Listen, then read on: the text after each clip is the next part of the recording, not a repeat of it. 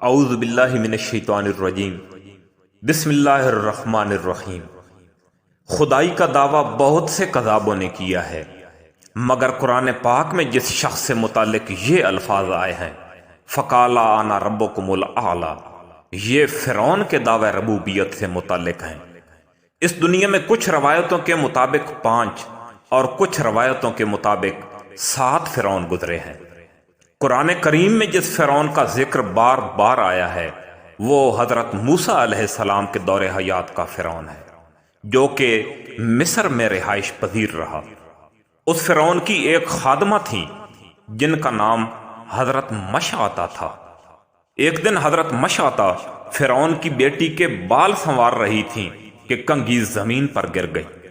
انہوں نے اللہ کا نام لے کر کنگھی کو اٹھایا تو فرعون کی بیٹی پوچھنے لگی، کیا آپ اس خدا کو معبود مانتی ہیں جو موسیٰ علیہ السلام کا خدا ہے اور میرے والد کو خدا نہیں مانتی؟ انہوں نے کہا، بے شک میں صرف اسی اللہ پر ایمان رکھتی ہوں جس کی وحدانیت کا درس موسیٰ علیہ السلام دیتے ہیں۔ اس وقت حضرت موسیٰ علیہ السلام نے نبوت کا اعلان کر دیا تھا اور فرعون کے گلے کی ہڈی کی طرح کھٹک رہے تھے۔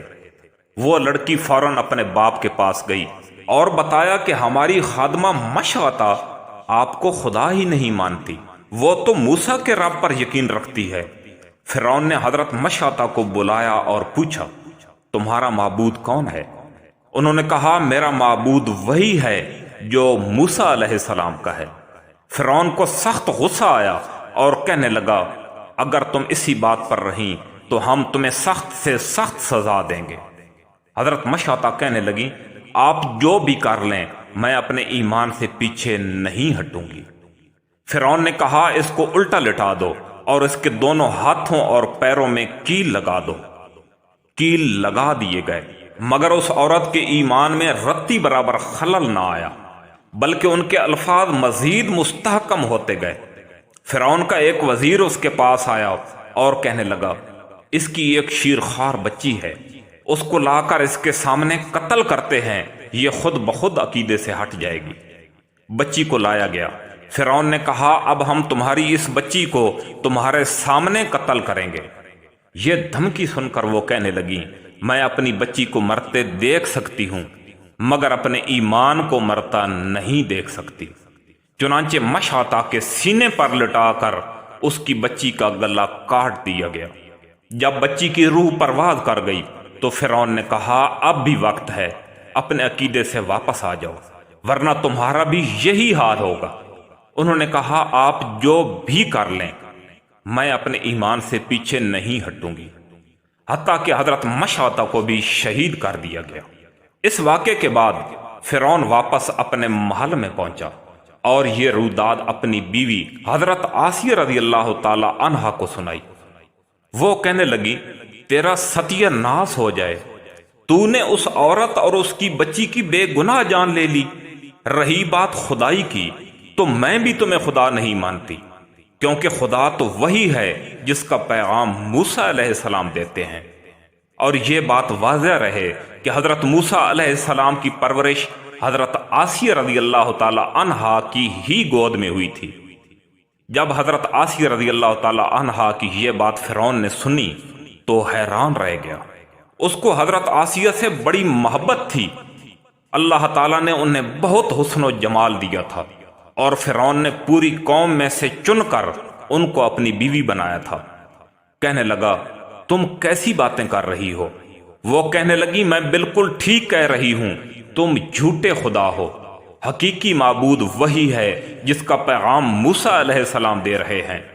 فرعون نے کہا، میں تمہارا بھی وہی حشر کراؤں گا جو مشعطہ کا ہوا ہے۔ انہوں نے کہا، تم جو بھی کر لو میں تمہیں خدا کبھی نہیں مانوں گی، البتہ تیری بادشاہت اور دولت کو لات مارتی ہوں۔ فرعون یہ باتیں سن کر دربار میں آیا اور کہنے لگا، دیکھو یہ کیسی سازش ہو گئی، موسیٰ نے میری بیوی کو بھی بہکا دیا۔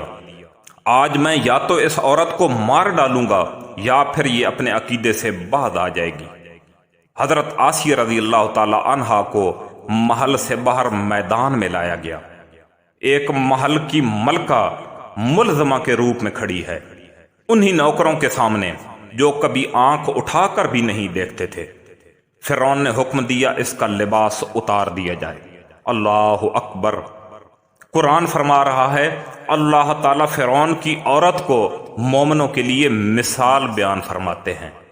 لباس اتار لیا گیا، حکم دیا اس کو لکڑی کے تختوں کے اوپر الٹا لٹا کر اس کے ہاتھوں اور پیروں میں کیل ٹھونک دو اور اس کا منہ محل کی طرف کرو تاکہ اس کو یہ پتہ چلے کہ میں نے کتنے عالی شان محل کو کھو دیا ہے۔ یہ سب کچھ کر دیا گیا تو حضرت آسیہ رضی اللہ تعالی عنہا کیا کہتی ہیں؟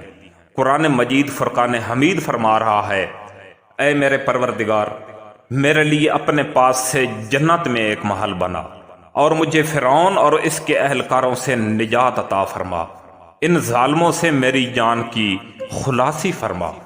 فرعون نے کہا میں نے تمہیں بہت پیار اور نزاکت کے ساتھ اپنے محل میں پالا تھا، تیرے لیے اب بھی وقت ہے اپنے عقیدے کو چھوڑ کر واپس آ جا۔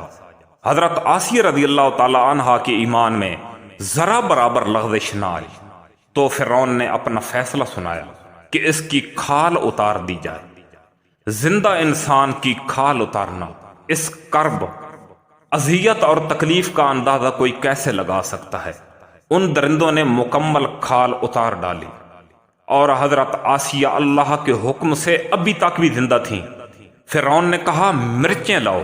ان کے لہو لہان زخمی بدن کے اوپر جب مرچیں چھڑکی گئیں تو ایسے تڑپیں جیسے مچھلی تڑپتی ہے، اور کچھ ہی دیر میں جست خاکی سے روح پرواز کر گئی۔ میرے بھائیوں اور میری بہنوں، یہ ہے شہادت اور یہ ہے دین کی خاطر قربانی۔ اللہ تعالی ہم کو دین پر استقامت عطا فرمائے۔ آمین ثم آمین۔